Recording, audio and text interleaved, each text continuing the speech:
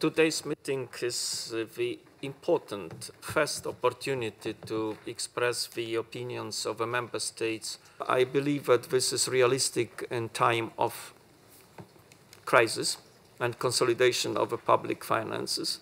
This is also ambitious how to finance more Europe with more or less the same money, and we have more Europe now. We fully support the idea of finding more resources in a period of crisis and difficulty for all our member states and the European Union. We support the idea of project bonds and facilitating mixed investment.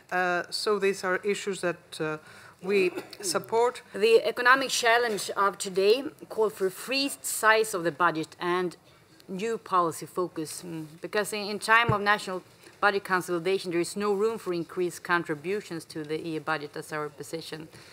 Conditionality is the key word of the day, maybe even of the decade in the EU, and I cannot see this not being reflected also in the cohesion policy. For Hungary, the overall decrease of cohesion envelope is unacceptable, given the fact that most of the other expenditure elements are suggested to be raised. Hungary is very critical towards the general feature of the Commission proposal. La Belgique rappelle que le budget de l'Union européenne est principalement un budget d'investissement, et c'est justement d'investissement que l'Union a besoin en période de crise. La politique de cohésion ancrée dans le traité constitue l'un des piliers de ces dépenses d'investissement, et réduire la politique de cohésion reviendrait à se tirer une balle dans le pied. The Connecting Europe facility, we think it's a very good thing that large amounts will be earmarked for transport, energy and telecom.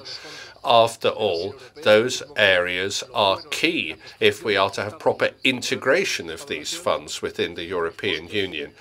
That was the case with the creation of the modern nation state. Without transport, without energy, you get nowhere. Our member states would not exist as they do today, let alone the European Union. A few words on the common agriculture policy. The Czech Republic supports simplification and reduction of administrative burden. We welcome the decrease of the overall cap funding proposed by the Commission. Je voudrais rappeler que de façon générale, la France pense qu'il ne peut pas y avoir d'augmentation substantielle des crédits compte tenu de la situation des finances publiques de la plupart des États membres, et que ces contraintes pèsent sur l'ensemble des États, et qu'il serait anormal que nous voyions une augmentation forte du budget européen. C'est la raison pour laquelle nous tenons beaucoup à une top-down approach. For the next financial framework, we need to introduce a greater level of simplification, and we believe that in this respect we should not be changing without a specific reason those provisions that have so far worked well. We need to avoid a double sanction on those countries in the Eurozone, with the sanctions under the six-pack together with suspension of monies paid from funds. We need to think of the future, so we can only spend more legitimately where we are contributing to growth and competitiveness of the EU. It's not enough just to have austerity measures. That's true. We need growth and jobs, but that must be expressed here. So for forward-looking projects, in particular in research and innovation, education, environment, climate, energy, trans-European networks, those are the sort of areas I have in mind. On agricultural policy and fisheries, we think that the proposals put forward by the Commission are good. Some of the notions of greening are good. We must, however, try to avoid all kinds of unnecessary bureaucracy. The common agriculture policy, I would like to make a point on convergence. We believe that redistribution is an important step. but in its current form, the reduction of disparities is too small. Important differences, up to 3-4 times, remaining between the minimum and the maximum payment allocated to member states. As we've often stressed, the Commission proposals are a basis for negotiations, but the final result has to lie below the Commission proposals.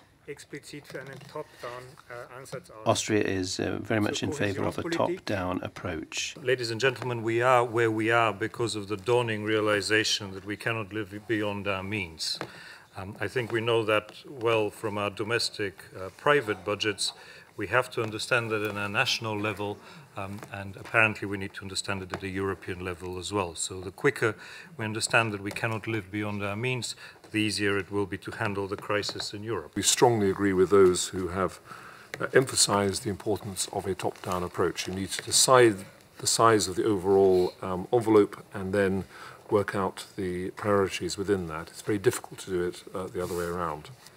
On the common agricultural policy, we are particularly concerned with the disproportionate costs for implementation of greening measures. And we also believe that the rate of direct payment per hectare criterion would need to be calibrated to take into account member states' specificities concerning land issues. We believe that cohesion policy is the engine that pulls Europe 2020 strategy, and from our point of view, the cohesion policy is one of the most important instruments for reaching our agreed goals. Starting point for us, we want an effective budget, future-proof with fair distribution of the burden. The proposals by the Commission are considered to be a good basis for discussion. A crucial element for us is the overall proposed expenditure level is too high.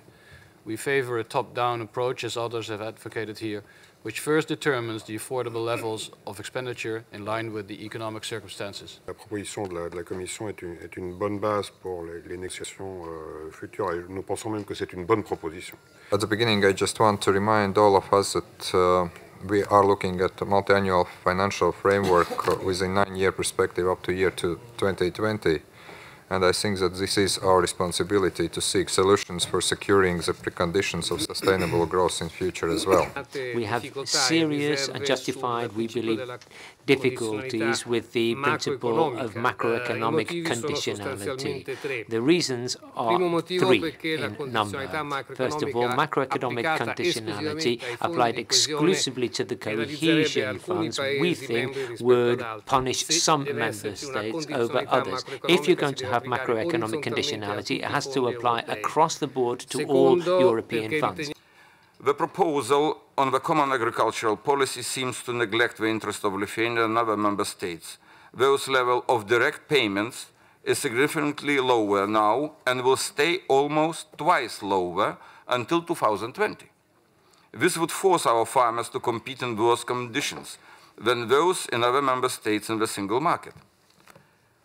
Lithuania cannot agree to the proposal. Cohesion policy, like the common agricultural policy, enables our citizens to clearly see the benefits that the Union brings to them. We agree that the focus on results in the Commission proposal on cohesion is essential. However, the way in which the conditionalities will apply must not undermine the key Europe 2020 aim of promoting growth or lead to an excessive administrative burden. Cyprus does not support provisions relating to macroeconomic conditionalities.